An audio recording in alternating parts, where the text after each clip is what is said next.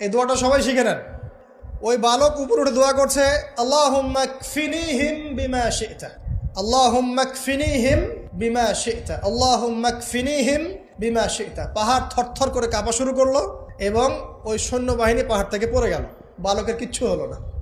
আমি কিন্তু বানোয়াট কোনো গল্প বলছি না, এটা কোরআন থেকে বলছি এবং এটা তাফসির। আপনি যে কোনো তাফসির পড়েন, মারিফুল কোরআন, তাফসির ইবনে কাসির, জালালাইন পড়ে দেখেন, জাস্ট পড়ে দেখেন আমার সাথে ডিবেট করার আগে। এবার সে বালক হেঁটে হেঁটে চলে আসলো রাজদরবারে। আবার কি ব্যাপার, তুমি মরো নাই? না, আল্লাহ আমাকে বাঁচিয়েছেন, আমার রব আমাকে বাঁচিয়েছেন। আবার পাঠানো হচ্ছে আরেক দল সেনাবাহিনীকে নিয়ে, যাও এবার ওকে সমুদ্রে নিয়ে যাও, সমুদ্রের মাছ সমুদ্রে ডুবিয়ে দিবে একদম। আবার সে ওখানে গিয়ে বলল, আল্লাহুম্মা কফিনিহিম বিমা শি'তা। অর্থ হচ্ছে, হে আল্লাহ, আমার বিপক্ষে যারা আছে আপনি যা দিয়ে ইচ্ছা ওদের বিরুদ্ধে আমাকে সাহায্য করেন।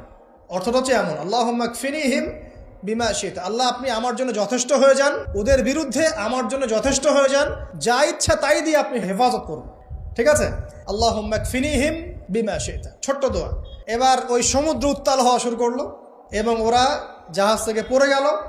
এই বাচ্চা সেফলি আবার চলে আসলো রাজদরবারে। বিশ্বাস করছেন না? চলে আসলো। এবার আসার পরে বলছে, শোনেন, আমাকে এভাবে মারতে পারবেন না, আমাকে এইভাবে মারা যাবে না, আমি আপনাদেরকে বলে দিচ্ছি কিভাবে আপনি আমাকে মারতে পারবেন। তো বাচ্চা বলছে, কিভাবে মারতে পারবো বলো? তখন সেই বাচ্চাটা বলছে যে আপনি সমস্ত এলাকার মানুষকে এক জায়গায় জড়ো করবেন, মানে পুরো নেশনের যত মানুষ সবাইকে একটা মাঠে নিয়ে আসবেন, মাঠের মাঝখানে একটা গাছ রোপণ করবেন বা একটা কিছু স্তম্ভ নির্মাণ করবেন, সেখানে আমাকে বেঁধে ফেলবেন। বেঁধে ফেলার পরে আমার এই ধনুক থেকে একটা তীর বের করবেন। তীর বের করে আপনি নিজ হাতে এই তীরটাকে নিশানা দিবেন, দিয়ে বলবেন বিসমিল্লাহ, আল্লাহর নামে, বিসমিল্লাহ, আল্লাহর নামে, বিসমিল্লাহি রব্বি হাযাল গোলাম বলে ছুড়বেন। অর্থ হচ্ছে, আমি এই বাচ্চার রব, আমি এই বাচ্চার রব আল্লাহর নামে তীর ছুড়লাম, এটা বলে তীরটা নিক্ষেপ করবেন, তাহলে আমি মরবো, তার আগে মরবো। কথা কি বুঝতে পারছি?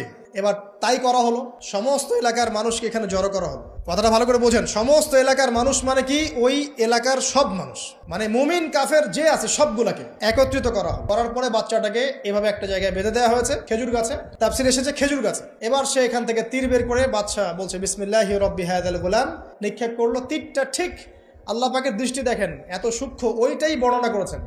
তীরটা ঠিক বাচ্চার এই জায়গায় লেগেছে, এই যে মাথার এইখান থেকে লেগে এদিকে বের হয়ে গেছে। ওই বাচ্চা ছেলেটার এই যে কপালের এই পার থেকে এই পার পর্যন্ত তীর চলে গেল এবং বাচ্চাটা শহীদ হয়ে গেল, আলহামদুলিল্লাহ। এবং এই বাচ্চাটা যখন মারা গেল বা শহীদ হয়ে গেল, আর সারা এলাকার মানুষ কি দেখলো? দেখলো যে বাচ্চা তাকে দুইবার চেষ্টা করে